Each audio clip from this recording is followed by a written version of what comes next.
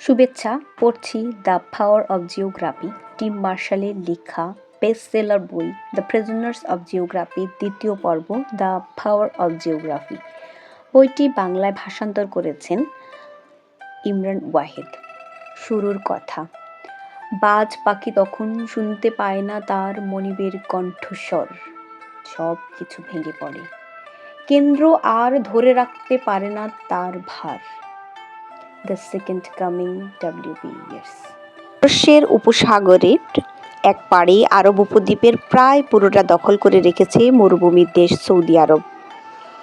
আর অপর পাড়ে মুখোমুখি বসে আছে বিশালাকায় দুর্গের মতো দেশ ইরান।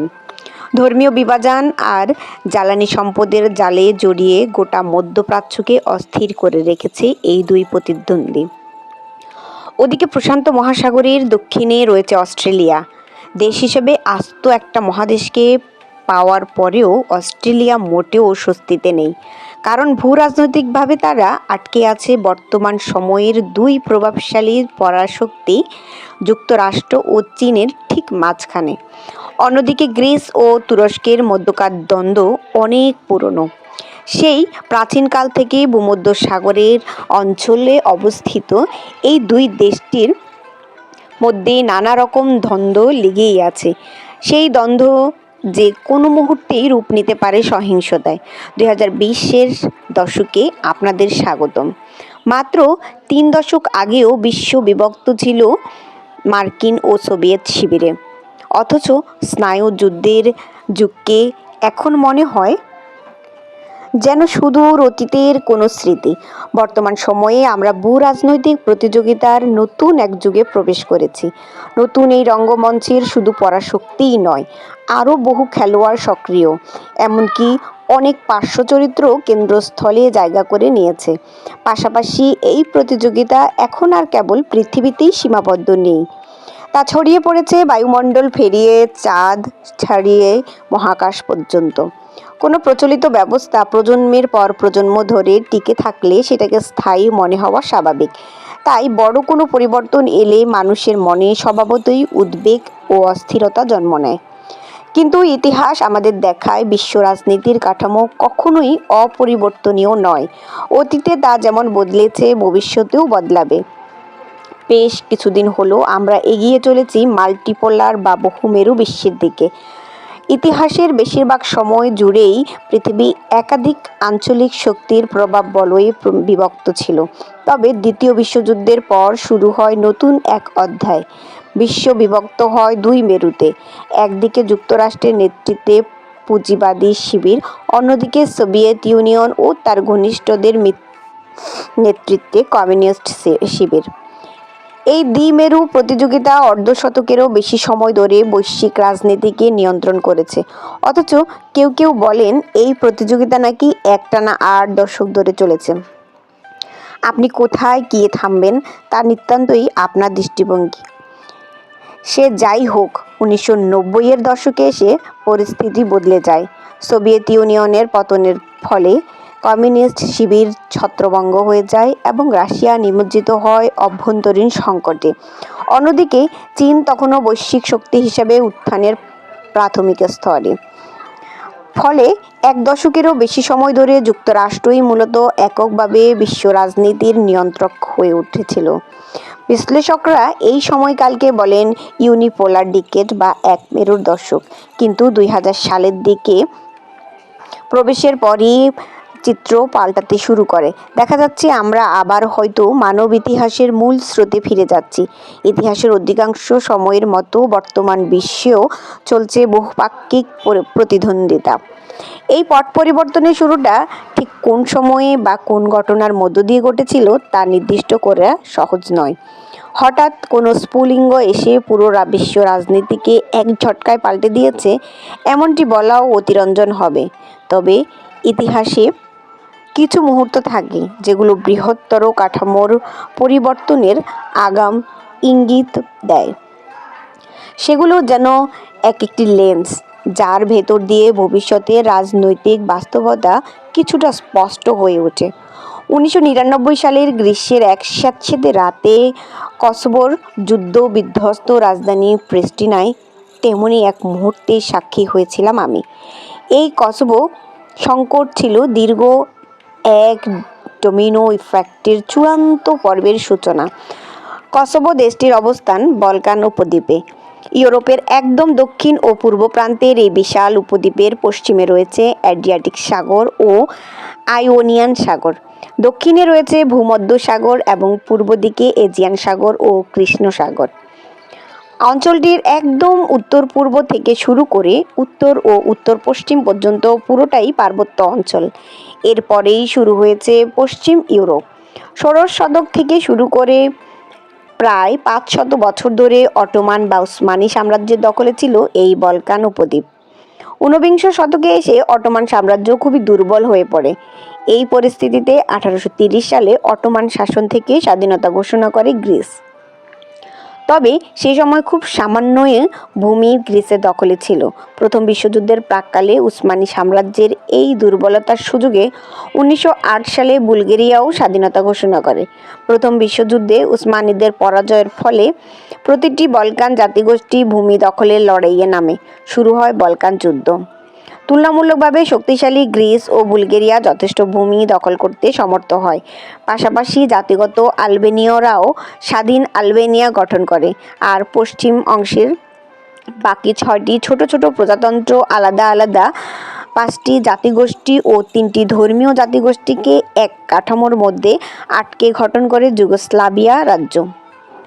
দ্বিতীয় বিশ্বযুদ্ধের পট পরিবর্তনের পর 1945 সালে যুগোস্লাভিয়ায় রাজতন্ত্র বিলুপ্ত হয়ে যায়। ক্ষমতায় আসেন নাৎসিদের বিরুদ্ধে প্রতিরোধ যুদ্ধের নেতা মার্শাল জোসেফ টিটো।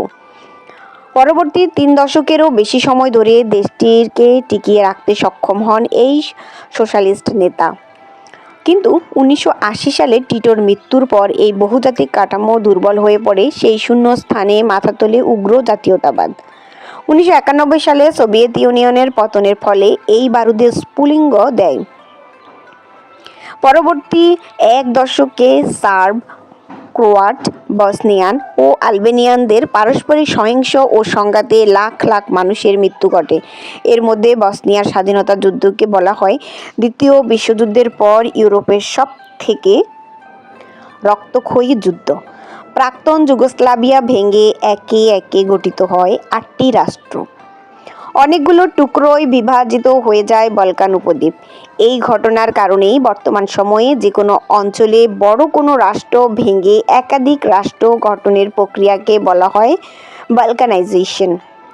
1991 সালে রক্তক্ষয়ী যুদ্ধের মধ্য দিয়ে একে একে গঠিত হয় স্লোভেনিয়া, সার্বিয়া, মন্টিনিগ্রো, ক্রোয়েশিয়া, উত্তর মেসিডোনিয়া এবং বসনিয়া ও হার্জেগোভিনা।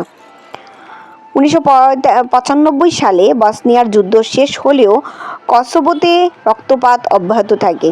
সেখানে সংখ্যাগরিষ্ঠ আলবেনিয়ানরা সার্বিয়ানদের কর্তৃত্বের বিরুদ্ধে সশস্ত্র স্বাধীনতা সংগ্রাম শুরু করেছিল। 1998 সালে তা পূর্ণাঙ্গ যুদ্ধে রূপ নিলে সার্ব বাহিনী কসোভোতে ব্যাপক দমন-পীড়ন শুরু করে। এই প্রক্রিয়ায় 1999 সালে ন্যাটো প্রথমবারের মতো জাতিসংঘের অনুমোদন ছাড়াই সরাসরি সামরিক হস্তক্ষেপ করে।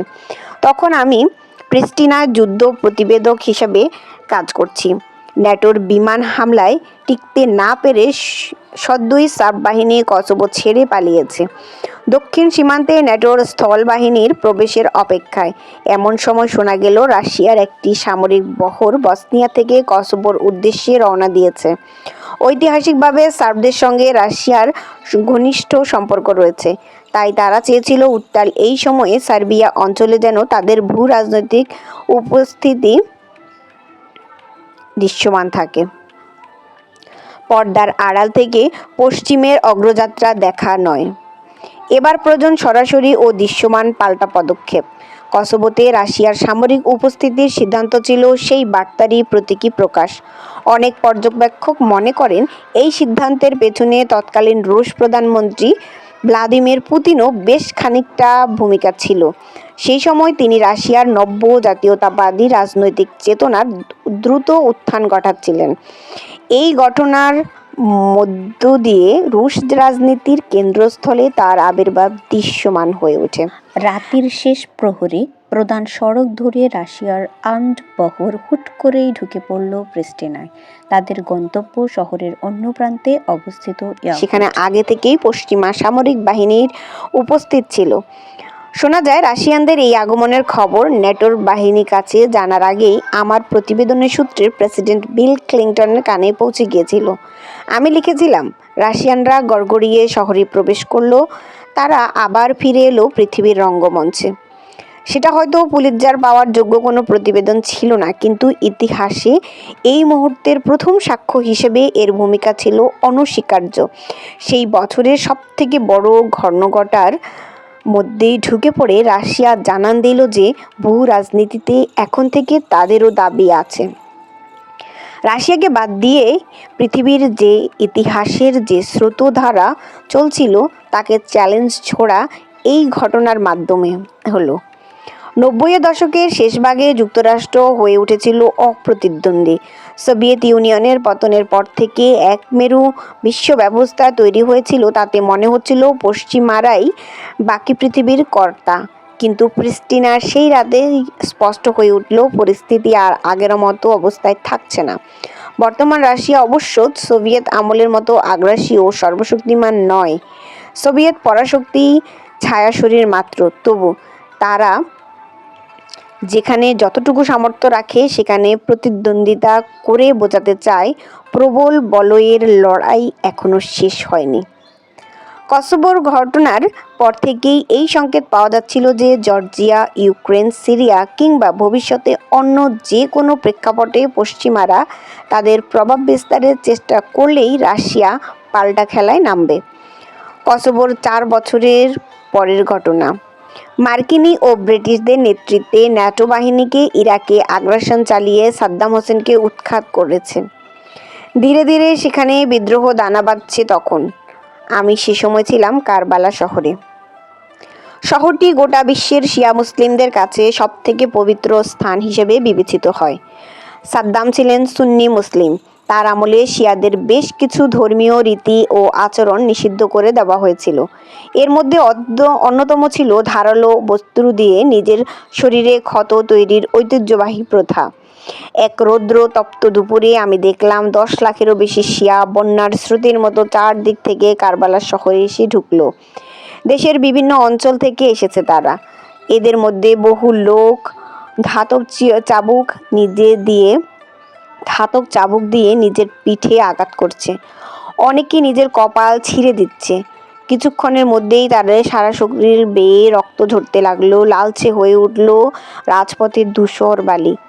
আমি জানতাম যে পূর্ব সীমান্তের ওই পারে বসে পরিস্থিতির দিকে নজর রাখছে প্রতাপশালী শিয়া রাষ্ট্র ইরান। ইরাকে শিয়া নিয়ন্ত্রিত সরকার প্রতিষ্ঠার জন্য যে কোনো কিছু করতে রাজি তারা। ইরাকে শিয়া সরকার থাকলে সিরিয়া বা লেবাননের মতো মিত্রদের সঙ্গে যোগাযোগের জন্য তাদের সহজ হয়। ভূগোল এবং রাজনীতির হিসাব কষলে এটি এক অনস্বীকার্য ফলাফল।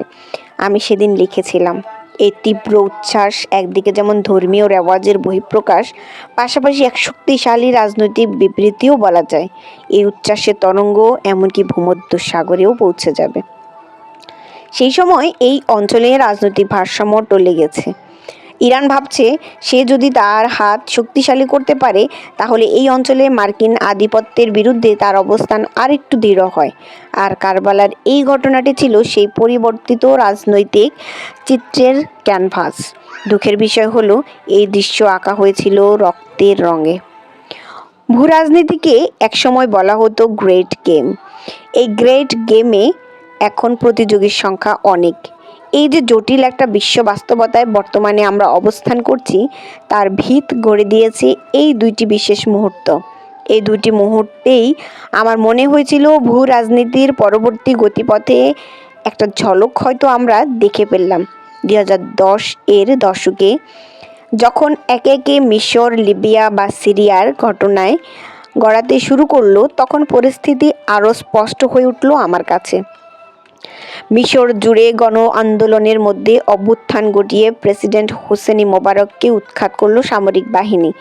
লিবিয়ায় কর্নেল গাদ্দাফিকে ক্ষমতা থেকে উৎখাতের পর হত্যা করা হয়। সিরিয়ায় প্রেসিডেন্ট বাশার আল আসাদ তখন প্রায় পতনের মুখে পড়ে গিয়েছিলেন। রাশিয়া আর ইরান এসে তাকে রক্ষা করে সে সময়। এই তিনটি উদাহরণেই দেখা যায় যুক্তরাষ্ট্র তার আগের ভূমিকায় পরিবর্তন এনেছে। যে দেশটি কয়েক দশক ধরে ধারাবাহিকভাবে স্বৈরাচারী শাসকদের সঙ্গে কাজ করে এসেছে, তারা হঠাৎ করেই একনায়কদের পৃষ্ঠপোষকতা বন্ধ করে দেয়। আসলে প্রেসিডেন্ট ওবামার 8 বছরে আন্তর্জাতিক রাজনীতির মাঠ থেকে অনেকটাই সরে এসেছিল মার্কিন যুক্তরাষ্ট্র। ডোনাল্ড ট্রাম্পের 4 বছরেও এই নীতি অব্যাহত ছিল। আর সেই শূন্য স্থানে নিজ নিজ প্রভাব বিস্তারে তৎপর হয়ে ওঠে কিছু নতুন রাষ্ট্র। আন্তর্জাতিক শক্তি হিসেবে দ্রুত বেড়ে ওঠে চীন, ভারত ও ব্রাজিল। তাদের বিশাল জনসংখ্যা ও ক্রমবর্ধমান অর্থনীতি যতই অভ্যন্তরীণ উন্নয়ন ঘটাচ্ছে, ততই বৈশ্বিক পরিসরে নিজেদের কৌশলগত ও রাজনৈতিক অবস্থান সুসংহত করার দিকে এগোচ্ছে তারা। দ্বিতীয় বিশ্বযুদ্ধের পরবর্তী সময়ে মার্কিন যুক্তরাষ্ট্র অনেকটা বৈশ্বিক পুলিশের ভূমিকায় অবতীর্ণ হয়েছিল। এই ভূমিকা পালনের সময় তাদের হস্তক্ষেপ কখনো স্থিতিশীলতা এনেছে, আবার কখনো নতুন সংকটের জন্ম দিয়েছে। এই পুলিশি কর্মকাণ্ডকে অনেকের কাছেই বিতর্কিত কার্যকলাপ বলে মনে হয়। তবে এটাও সত্য যে কোনো ধরনের পুলিশি তত্ত্বাবধান না থাকলে নিরাপত্তার ভার প্রত্যেক অঞ্চলকেই নিজেদের কাঁধে নিতে হতো। আর সেই ক্ষেত্রে এক অঞ্চলে একাধিক প্রতিদ্বন্দ্বী শক্তি থাকলে সংঘাত ও অস্থিতিশীলতার ঝুঁকিও বেড়ে যেত অনেক। সাম্রাজ্য গড়ে উঠবে, আবার ভেঙেও পড়বে, এটাই ইতিহাসের নিয়ম। আজকের মিত্রতা যে কালও টিকে থাকবে তেমন কোনো নিশ্চয়তা নেই। যেমন আমরা দেখতে পাই নেপোলিয়নের পতনের পর ইউরোপের যে বিধি ব্যবস্থা গড়ে উঠেছিল তা টিকেছিল মাত্র 6 দশক। নাৎসিদের স্বপ্নের 1000 বছরের রাইখ ভেঙে যায় 1 দশকেরও কম সময়ে। ক্ষমতার ভারসাম্য ভবিষ্যতেও বদলাবে, তবে সেটা ঠিক কীভাবে ঘটবে এখনই তা নির্ভুলভাবে বলা কঠিন। যুক্তরাষ্ট্র ও চীন ও রাশিয়ার মতো বৃহৎ শক্তিগুলো যথারীতি বিশ্ব রাজনীতিতে সক্রিয় থাকবে। ইউরোপীয় ইউনিয়ন এবং উদীয়মান শক্তি ভারতও পিছিয়ে থাকবে না। এর পাশাপাশি তুলনামূলকভাবে ছোট দেশগুলোর ভূমিকাও ক্রমেই গুরুত্বপূর্ণ হয়ে উঠেছে। কারণ বর্তমান পরিস্থিতিতে ছোট বড় উভয়ই একে অপরের প্রয়োজনে রয়েছে। ছোট দেশগুলোর কৌশলগত নিরাপত্তার জন্য বড় রাষ্ট্রের সমর্থন যেমন অপরিহার্য, তেমনি বড় শক্তিগুলো ছোটদের সহায়তা কাজে লাগিয়ে আঞ্চলিক ভারসাম্য রক্ষা করে। এই পারস্পরিক নির্ভরতার কাঠামোর তুলনামূলক ছোট রাষ্ট্র যেমন তুরস্ক, সৌদি আরব এবং যুক্তরাজ্যের সামনে নতুন নতুন সুযোগ তৈরি হয়েছে। তারা এখন চেষ্টা করছে বৈশ্বিক বৃহত্তর মঞ্চে নিজেদের অবস্থান দৃঢ় করার। 2020 দশকের শুরুতে এসে বিশ্ব নতুন এক দাবার বোর্ডে রূপ নিয়েছে। গুটিগুলো সাজানো শেষ, এখন খেলা শুরুর অপেক্ষায়। 2015 সালে আমি প্রিজনার্স অব জিওগ্রাফি নামে একটি বই লিখেছিলাম। ভৌগোলিক বাস্তবতা ঠিক কতটা গভীরভাবে রাষ্ট্রীয় সিদ্ধান্ত ও আন্তর্জাতিক কূটনীতিকে প্রভাবিত করে তা আমি এই বইটিতে বোঝানোর চেষ্টা করেছি। আমি দেখিয়েছি যে রাষ্ট্রনেতা যখন যুদ্ধ বা শান্তি, বাণিজ্য বা জোট গঠনের সিদ্ধান্ত নেন, তখন তার পেছনে প্রায়শই কাজ করে পাহাড়, নদী, উপকূল, প্রতিবেশী রাষ্ট্র কিংবা খনিজ সম্পদের মতো ভৌগোলিক উপাদান নিয়ে ভাবনা। বইটিতে আমি কয়েকটি কৌশলগতভাবে গুরুত্বপূর্ণ অঞ্চল নিয়ে বিশ্লেষণ করেছি। এগুলো হলো রাশিয়া, চীন, যুক্তরাষ্ট্র, ইউরোপ, মধ্যপ্রাচ্য, আফ্রিকা, ভারত ও পাকিস্তান, জাপান ও কোরিয়া, লাতিন আমেরিকা এবং আর্কটিক অঞ্চল। আমাদের উদ্দেশ্য ছিল একটি বৈশ্বিক ছবি তুলে ধরা, যেন উত্তর ও দক্ষিণ, পাহাড় ও মরুভূমি, মহাসাগর ও সমতল ভূমি একসাথে মিলে একটি পূর্ণাঙ্গ রাজনৈতিক মানচিত্র গড়ে ওঠে। সেখানে আমি দেখিয়েছি যে সবকিছুর পরেও একমাত্র মার্কিন যুক্তরাষ্ট্রই একযোগে একাধিক মহাসাগরে নৌশক্তি প্রদর্শনের সক্ষমতা থাকবে। হিমালয় পর্বত ভারত এবং চীনকে চিরকালই আলাদা করে রাখবে। ইউরোপের বিস্তীর্ণ সমতল ভূমি চিরকাল রাশিয়ার জন্য দুর্বলতার জায়গা হয়ে থাকবে। কিন্তু ভূ রাজনীতি নিয়ে আরও অনেক কথা বলা বাকি রয়ে গেছে। সময়ের সঙ্গে সঙ্গে এখন আমরা নতুন ভূ রাজনৈতিক বাস্তবতার মুখোমুখি হয়েছি। আরও অনেক কলাকৌশলী এসে হাজির হয়েছে, যাদের দিকে আমাদের নিজেদের নজর দেওয়া জরুরি। তাদের অনেকেই ভবিষ্যৎকে বদলে দেওয়ার সামর্থ্য রাখে। আমাদের আজকের ভূ রাজনৈতিক বাস্তবতা আগের চেয়ে অনেক বেশি জটিল, অনেক বেশি বহুমাত্রিক। ফলে আমাদের নজর দিতে হবে সেই সব রাষ্ট্র ও শক্তির দিকে যারা আগামী দিনের ক্ষমতার ভারসাম্য নতুনভাবে নিয়ন্ত্রণ করতে পারে। সেই বাস্তবতা নিয়ে আমি লিখছি দ্য পাওয়ার অব জিওগ্রাফি এই বইটি। আগের বইয়ের মতো এখানেও পর্বতমালা, নদী, সাগর ও অন্যান্য ভৌগোলিক উপাদানের আলোকে ভূ রাজনৈতিক বাস্তবতা ব্যাখ্যা করা হয়েছে। মূল বক্তব্য একটাই, কোনো দেশ কি করতে সক্ষম হবে বা আদৌ কিছু করতে পারবে কিনা সেটা অধিকাংশই নির্ধারিত হয় দেশটির ভৌগোলিক পরিস্থিতির মাধ্যমে। আমরা প্রায়ই রাজনীতিবিদদের সিদ্ধান্তকে ব্যক্তিগত কৌশল বা ক্ষমতার লড়াইয়ের দৃষ্টিকোণ থেকে বিচার করি, কিন্তু অনেক সময় আমরা ভুলে যাই যে তারা আসলে ভূগোলের হাতে বন্দী। পর্বতমালা, নদী, উপকূলরেখা কিংবা প্রাকৃতিক সম্পদের অবস্থানই তাদের কার্যক্রমের সীমানা টেনে দেয়। একজন মানুষ যেমন তার আশেপাশের পরিবেশকে উপেক্ষা করে সিদ্ধান্ত নিতে পারে না, তেমনি রাষ্ট্র নেতারাও ভৌগোলিক বাস্তবতার বাইরে নীতি নির্ধারণ করতে পারে না। ভবিষ্যতেও এই নিয়ম অপরিবর্তিত থাকবে। একটা দেশের গল্প শুরু হয় তার ভৌগোলিক অবস্থান দিয়ে, আর সেই দেশের সীমান্ত, প্রতিবেশী রাষ্ট্র, সমুদ্র পথ কিংবা প্রাকৃতিক সম্পদ তার রাজনৈতিক ও অর্থনৈতিক গতিপথ নির্ধারণ করে দেয়। উদাহরণ হিসেবে বলা যায়, যদি কোনো দ্বীপ আটলান্টিক মহাসাগরের ঝঞ্ঝা বিক্ষুব্ধ প্রান্তে অবস্থিত হয়, তবে সেখানকার মানুষ ঢেউ কিংবা বায়ুশক্তি থেকে জ্বালানি আহরণের সুবিধা পাবে। আবার যদি কোনো দেশে বছরের প্রায় পুরোটা সময়ই সূর্যালোক থাকে, তবে সেখানে সৌরশক্তি হয়ে উঠবে প্রধান সম্পদ। অপরদিকে কোনো দেশে কোবাল্টের মতো মূল্যবান খনিজ পাওয়া গেলে তা দেশটিকে বৈশ্বিক চাহিদার কেন্দ্রে নিয়ে আসবে, কিন্তু একই সাথে প্রাকৃতিক সম্পদই আবার দেশটিতে যুদ্ধ, বিদেশি হস্তক্ষেপ বা রাজনৈতিক অস্থিরতার আশঙ্কা বাড়িয়ে তুলবে। তবে অনেকেই আছেন যারা এই ভৌগোলিক বাস্তবতা ভিত্তিক বিশ্লেষণকে সহজভাবে নিতে পারেন না। তাদের মতে এটি এক ধরনের নির্ণয়বাদী চিন্তাভাবনা। তাদের মতে ভাগ্য কখনো অবশ্যম্ভাবীভাবে নির্ধারিত হতে পারে না, কিন্তু এই ডিজিটাল যুগে সাইবার স্পেসের মাধ্যমে বিশ্বের যে কোনো প্রান্তের সঙ্গে মুহূর্তেই যোগাযোগ করা যায়। টাকা লেনদেন হয় চোখের পলকে। তাই ভূগোলকে গুরুত্ব দিতে অনেকেই রাজি নন। কেউ কেউ তো বলতে শুরু করেছেন পৃথিবীটা আজ সমতল, কিন্তু এই ধরনের বক্তব্যে একটি মৌলিক বাস্তবতা আড়াল হয়ে যায়, আর তা হলো প্রযুক্তির সুফল ভোগ করছে বিশ্বের অতি ক্ষুদ্র একটি অংশ মাত্র।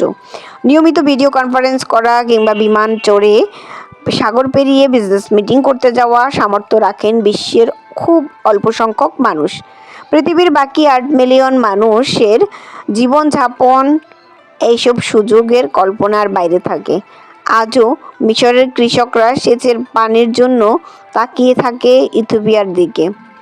ইথিওপিয়ার পর্বত থেকে নেমে আসা নদীর পানি তাদের ফসলের ভবিষ্যৎ নির্ধারণ করে। আবার এথেন্সের উত্তরের পাহাড়ি অঞ্চল এখনও ইউরোপের সঙ্গে গ্রিসের সরাসরি বাণিজ্যিক ক্ষেত্রে বাধা হয়ে আছে। মানুষের হাতে যেহেতু অনেক ক্ষেত্রেই বিকল্প আছে, বেছে নেওয়ার সুযোগ থাকে, আর সেই হিসেবে ভূগোলকে ঠিক ভাগ্য বলা যায় না। তবে ভূগোলের ভূমিকা অস্বীকার করার কোনো সুযোগ নেই। বর্তমান 2020-এর দশকে এক অনিশ্চিত ও বিভক্ত সময় হিসেবে আত্মপ্রকাশ করেছে।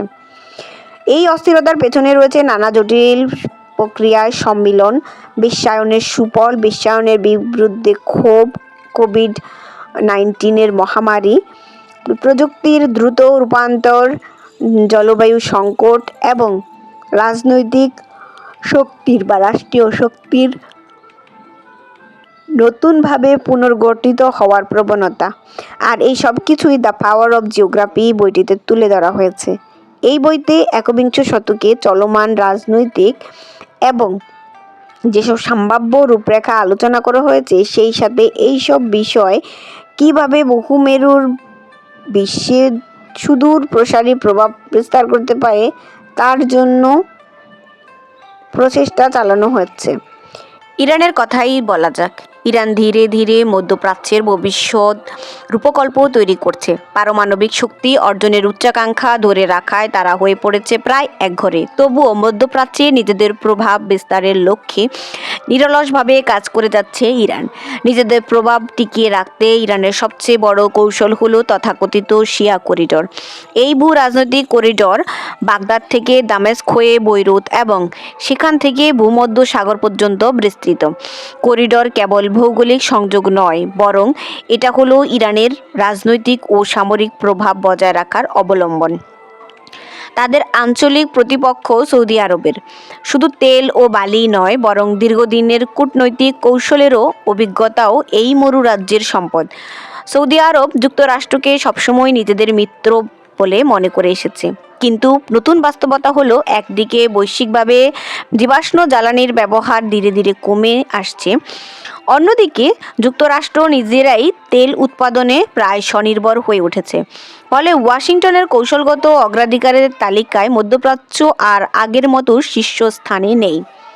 অন্যদিকে আফ্রিকায় তেল নিয়ে আবার কোনো ঝামেলা নেই, সেখানে এখন গোলমাল চলছে পানি নিয়ে। নীল নদ সহ আফ্রিকার একাধিক নদীর উৎপত্তি ইথিওপিয়ার পার্বত্য অঞ্চল। এই কারণেই দেশটিকে বলা হয় আফ্রিকার জলস্তম্ভ।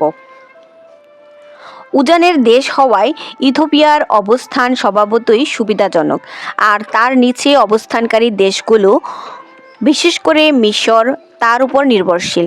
বিশ্লেষকরা মনে করছেন ভবিষ্যতে পানির জন্য যুদ্ধ যদি সত্যিই শুরু হয়, তবে ইথিওপিয়াই হয়ে উঠবে অন্যতম বড় সংঘাত ক্ষেত্র।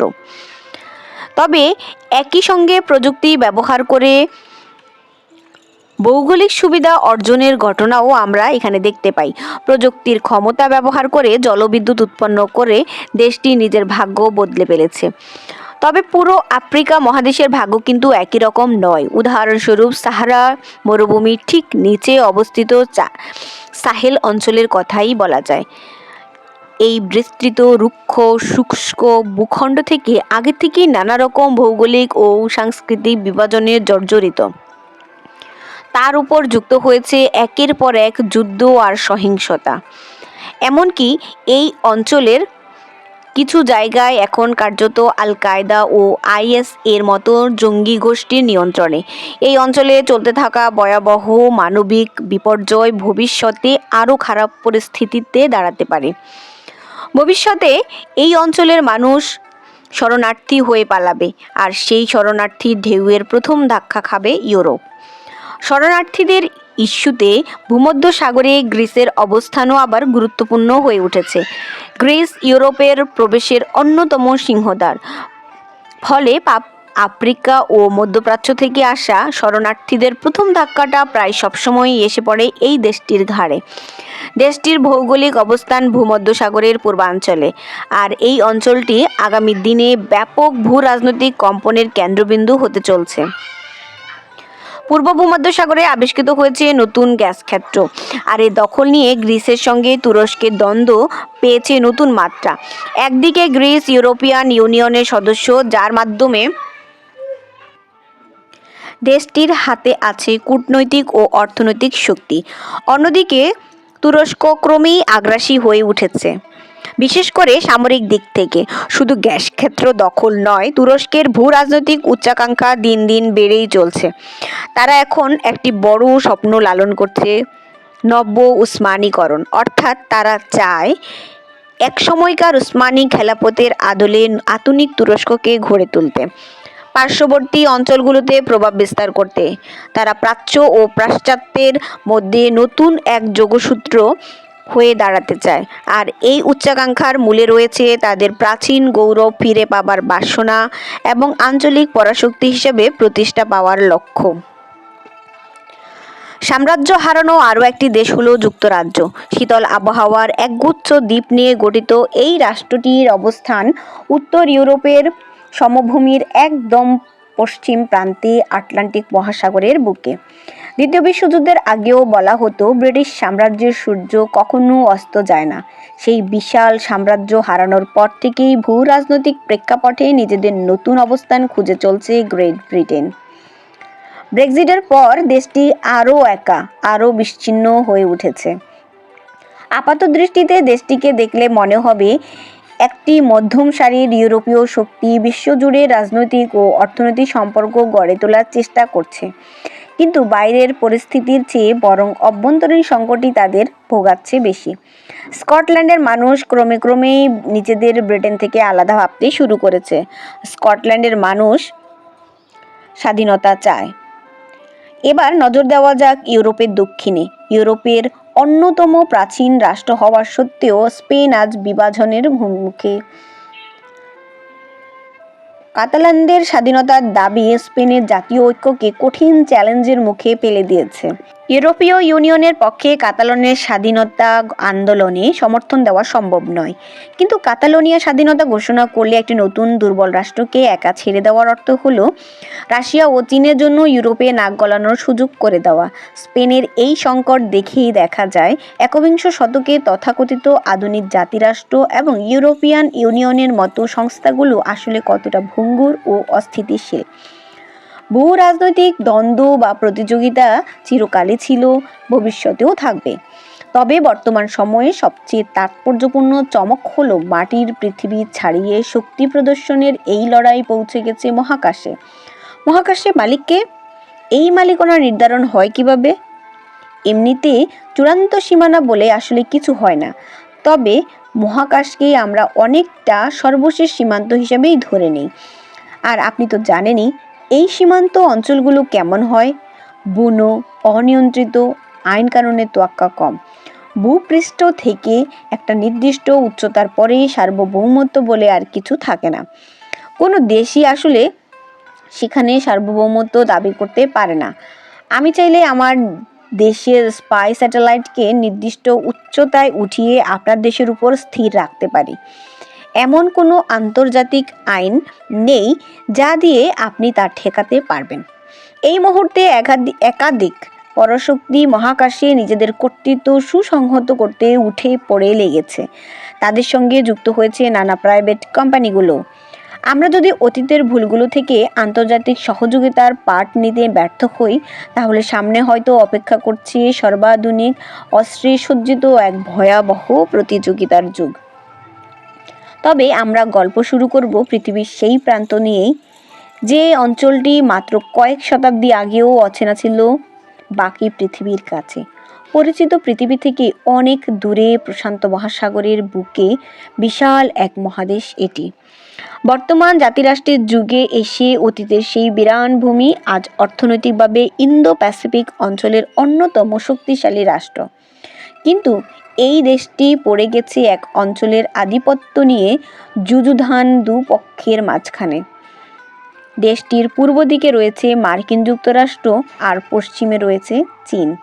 অবশ্য দেশটি নিজেও ইন্দো প্যাসিফিক অঞ্চলের পরিস্থিতি বদলে দেওয়ার ক্ষমতা রাখে।